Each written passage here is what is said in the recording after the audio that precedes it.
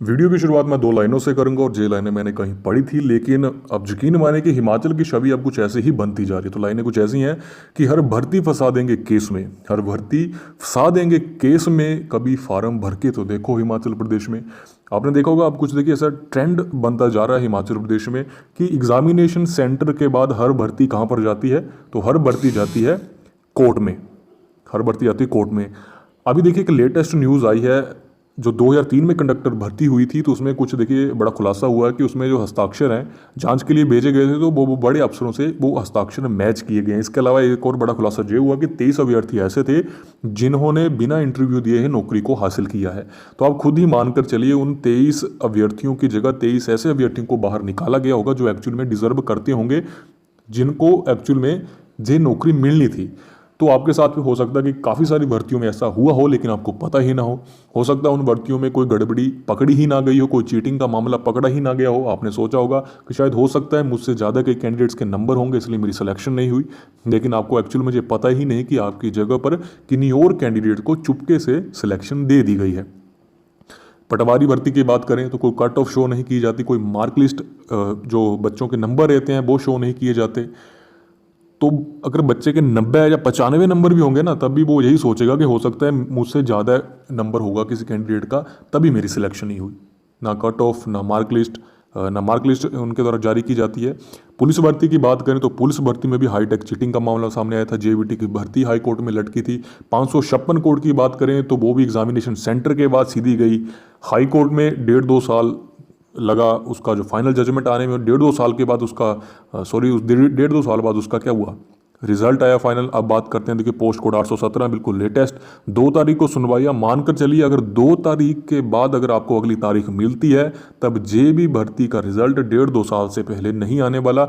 लेकिन एक उम्मीद हम इस तरीके से ऐसे कर सकते हैं कि 2022 में चुनाव है, तो ये मानकर चलिए कि सरकार, जो बच्चे हैं वो पहले ही देखिए सरकार से बिल्कुल नाराज़ हो चुके हैं, तो सरकार उन्हें और नाराज़ नहीं करना चाहेगी। इसलिए हो सकता है कि 2 तारीख को ये पूरा मामला सॉर्ट आउट हो जाए। इसके अलावा बात करेंगे अगर पुलिस भर्ती की, तो देखिए पुलिस भर्ती आखिर कब आएगी। 2019 में शायद अनाउंसमेंट की गई थी सीएम के द्वारा कि इतने पद भरे जाएंगे, 1334 के करीब शायद पद थे। तो बच्चों को एक उम्मीद जागी थी, क्योंकि देखिए होता है कि बच्चों को पता है कि अब हर साल पुलिस की भर्ती निकलती है। अब कुछ ऐसा ही पिछले हर सालों से चल रहा है कि हर साल भर्ती पुलिस की आ रही होती है। तो बच्चे पिछले साल या पहले से इसकी तैयारी कर रहे होते हैं, बस उनको इंतजार होता है नोटिफिकेशन का कि जैसे ही नोटिफिकेशन आए मैं इसका ग्राउंड करूं, इसका क्लियर, इसका रिटन एग्जाम क्लियर करूं तो मैं नौकरी को हासिल करूं। एक उम्मीद होती है और घर वालों को भी एक उम्मीद होती है कि जो मेरा बच्चा है वो पिछली बार इस स्टेज से बाहर आया था, अब इस बार ज़्यादा मेहनत करा तो इस बार तो इसकी नौकरी पक्की है। एक घर वालों को भी उम्मीद रहती है। तो लेकिन उसका देखिए उसके बाद कोरोना आ गया। चलो मान लिया कि कोरोना के चलते नोटिफिकेशन जारी नहीं किया जा सका, लेकिन देखिए बीच में 2020 में कुछ ऐसा समय आया था जब ऐसा लगा था कि जो हालात है वो सामान्य हो चुके हैं, लेकिन तब भी उसका नोटिफिकेशन जारी नहीं किया गया। कम से कम देखिए नोटिफिकेशन तो जारी किया जाता, क्योंकि जब भी किसी का नोटिफिकेशन जारी किया जाता है तब ये तो बिल्कुल श्योर होता है कि अब ये भर्ती प्रक्रिया आगे चलेगी। लेकिन आज तक इसका नोटिफिकेशन जारी नहीं किया गया। अब देखिए 2021 से अगर यानी कि 2021 में अगर इसका नोटिफिकेशन जारी नहीं किया जाता, तब 2022 में चुनाव, तब तो फिर 2022 में भी जो मुश्किल ही लग रहा है। चुनाव से पहले आचार संहिता लग जाएगी, अगर सरकार बदलती है तो नई सरकार आएगी, वो पहले अपना काम काज संभालेंगी और बातों को देखेगी, फिर वो आम जनता या आम बच्चों के बारे में या आम लोगों के बारे में सोचेगी। पहला वो किसके बारे में सोचेगी, अपने बारे में ही सोचेगी कि आखिर शासन हमें कैसे चलाना है, क्या पिछले सरकार ने किया है, किनको बदलना है, जो पिछले सरकार ने जिनको नियुक्ति दी है उनको ट्रांसफ़र करना है। पहले तो ये सभी चलता है। तो 2021 में नोटिफिकेशन इसका आ जाना चाहिए, नहीं तो 2022 में फिर बहुत देर हो जाएगी।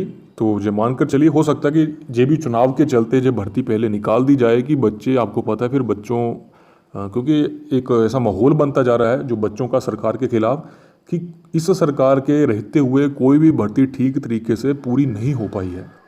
तो बस ये कुछ मुझे आपके साथ शेयर करना था। देखिए कहीं भी आपको अपॉर्चुनिटी मिलती है तो वहाँ पर आप सिर्फ आपके द्वारा एक ही बात होनी चाहिए कि पुलिस भर्ती कब आएगी, चाहे फेसबुक हो चाहे इंस्टाग्राम हो, कहीं पर भी यही बात होनी चाहिए। और मैं भी कोशिश करूंगा पूरी कि हर वीडियो जब तक आपका नोटिफिकेशन नहीं आ जाता तो पुलिस भर्ती से रिलेटेड ही हो। मेरे वैसे देखिए सब्सक्राइबर्स इतने नहीं हैं, तो इस वीडियो को ज़्यादा से लाइक कीजिएगा, शेयर कीजिएगा, ताकि ज़्यादा से ज़्यादा जो बच्चों को, ज़्यादा से ज़्यादा लोगों तक को ये वीडियो रिकमेंड हो। बाकी आप अपना साथ जरूर दीजिएगा, मैं पूरी कोशिश करूँगा। बाकी आप अपनी राय भी दीजिएगा कि हम किस तरीके से इस पूरी बात को सरकार के आगे ले जा सकते हैं। ताकि जल्दी से जल्दी सरकार इस तरफ सोचे, एक ऐसा माहौल बने कि सरकार को ऐसा लगे कि अगर भर्ती जल्दी से जल्दी कंडक्ट नहीं करवाई गई तो सरकार को एक बड़ा नुकसान हो सकता है। तो इस वीडियो में इतना है कि चैनल पर पहली बार है तो चैनल को सब्सक्राइब जरूर कर लें और बेल आइकन को भी जरूर प्रेस कर लीजिएगा।